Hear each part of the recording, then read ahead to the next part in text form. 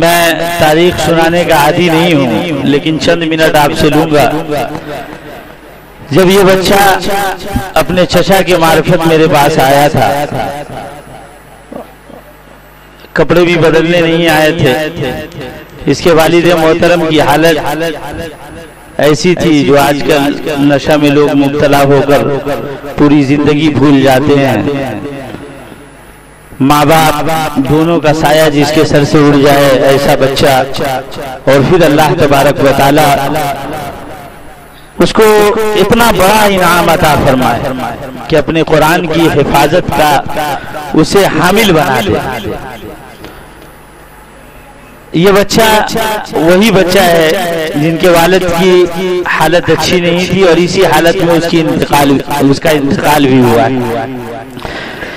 سارے لوگ امید توڑ گئے تھے۔ ہمارے ایک استاد تھے حضرت مولانا قمر عالم صاحب قاسمی نور اللہ مرقدہ، کبھی کبھی یہ کہہ دیا کرتے تھے کہ حضرت آپ بیکار میں محنت کر رہے ہیں، نہیں ہوگا۔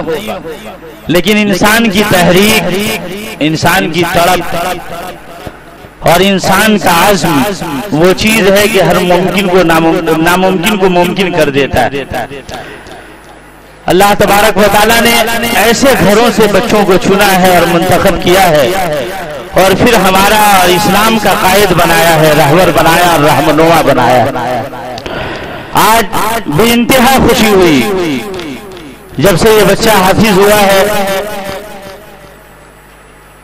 آج اس کے سر پر دستار بندھے گی، اس کے دیکھنے کے لیے اس کے ماں باپ نہیں ہیں، لیکن اس پر خرچ کرنے والے آپ، وہ معاونین جنہوں نے اپنا سرمایہ، اپنی محنت کی کمائی لگائی ہے۔ محنت کا ایک روپیہ انسان خرچ نہیں کرنا چاہتا، اپنوں کو نہیں دینا چاہتا، لیکن صرف دین کی محبت میں، اسلام کی محبت میں، قرآن کی محبت میں لاکھوں روپے لوگ خرچ کر رہے ہیں۔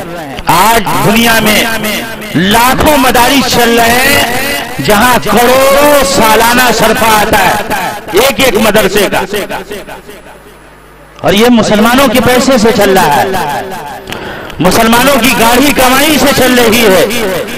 اس برے دور میں بھی مسلمان قابل احترام ہے۔ میں سلام کرتا ہوں مسلمانوں کی عظمت کو، جرأت کو، کہ اللہ کی اس امانت کی وہ حفاظت کر رہے ہیں۔ آج جو یہ مدارس چل رہے ہیں، یہ حکومتیں نہیں چلا رہی، یہ سیاسی طاقتیں نہیں چلا رہی ہیں۔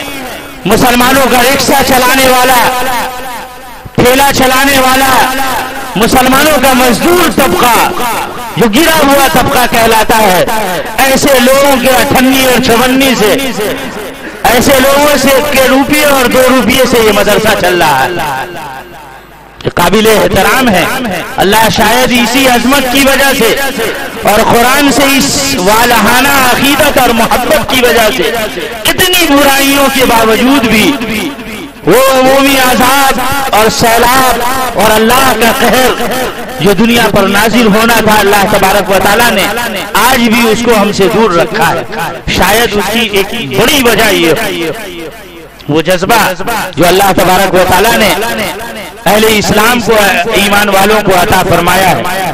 بہرحال تو ہمارے درمیان بہت سارے محترم امام و خطیب یہاں تشریف فرما ہے، اور درمیان میں ہمارے بڑے بھائی، بلکہ بین الاقوامی بھائی اور بین الاقوامی نقیب جناب شکیل انصاری، حاجی شکیل انصاری صاحب، اللہ تبارک و تعالی ہمیں اور آپ کو بھی منتخب فرما لے، اللہ کے گھر کی زیارت نصیب فرما دے۔ استاد محترم قاری شفیع الرحمان صاحب نور اللہ مرقدہ، حضرت نے ایک مرتبہ کہہ دیا تھا حاجی شکیل انصاری، تو اللہ تبارک و تعالیٰ نے ایسا قبول فرمایا کہ حاجی شکیل انصاری بن ہی گئے۔ اللہ تبارک و تعالیٰ نے وہ موقع عطا فرمایا کہ آپ نے اللہ کے گھر کی زیارت کی، جناب محمد الرسول اللہ صلی اللہ علیہ وسلم کے روضہ اطہر کا دیدار کیا۔ اللہ تمام اہل ایمان کو سعادت عطا فرمائے۔ تو میں بلا تاخیر، کیونکہ حضرت تشریف لا چکے ہیں، اب آگے کی کاروائی اب جو ہے انہی کے حضرت کے حوالے کرنا کرنا چاہتا ہوں کہ حضرت جو ہے آگے کی جتنی کارروائی ہے جس میں دستار بندی بھی ہے بچوں کو، اب جو بچے بڑے بڑے ہیں جن کی دستار بندی ہونی ہے آگے آ جائیں پہلے صف میں، جو حافظ قرآن ہوئے ہیں اس سال آگے صف میں آ جائیں۔